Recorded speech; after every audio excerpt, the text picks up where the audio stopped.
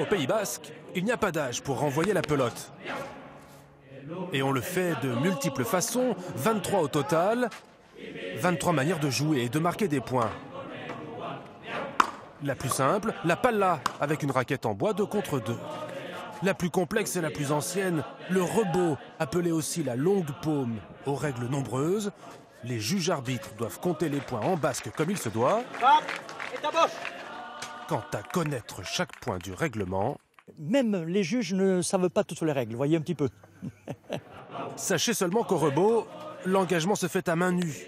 Les joueurs centraux portent le petit gant, quand ceux du fond doivent être équipés d'une chistera, ce long panier d'osier et de châtaignier.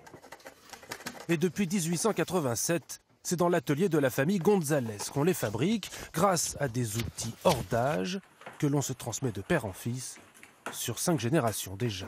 Il y a des outils qui viennent de mon père encore. Oui. Et pratiquement tous les couteaux, fabrication maison, hein, vous voyez ça.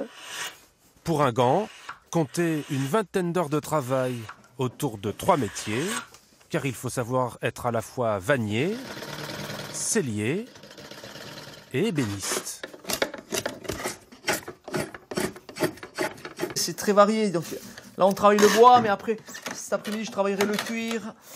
Ce soir, je travaillerai l'osier. C'est très diversifié. C'est plein de petits métiers, en fait, qui font que c'est un métier.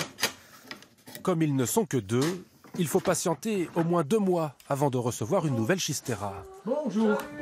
Ah, il y a toute la famille. Eh bien, mais il y a même le joueur de pelote. Pour ce joueur confirmé, c'est le grand jour. Et ses enfants n'en perdent pas une miette. Le petit, oui, surtout le garçon, parce que ce n'est pas une spécialité pour les filles. C'est dommage, hein. Moi aussi, je fais quand même un peu de pelote.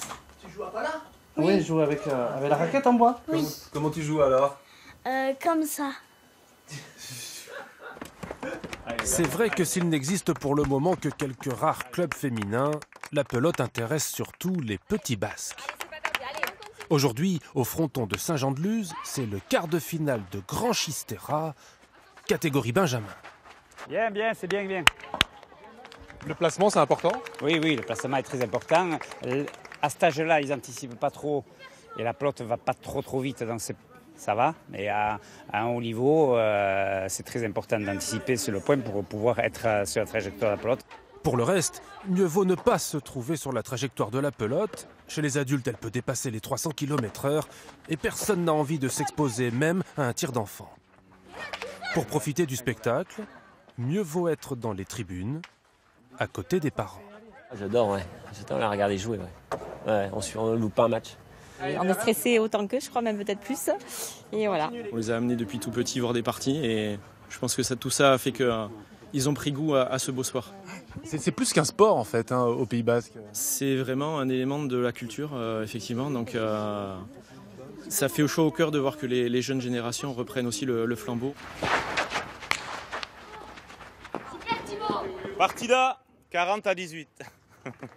C'est bien le joueur, c'est bien.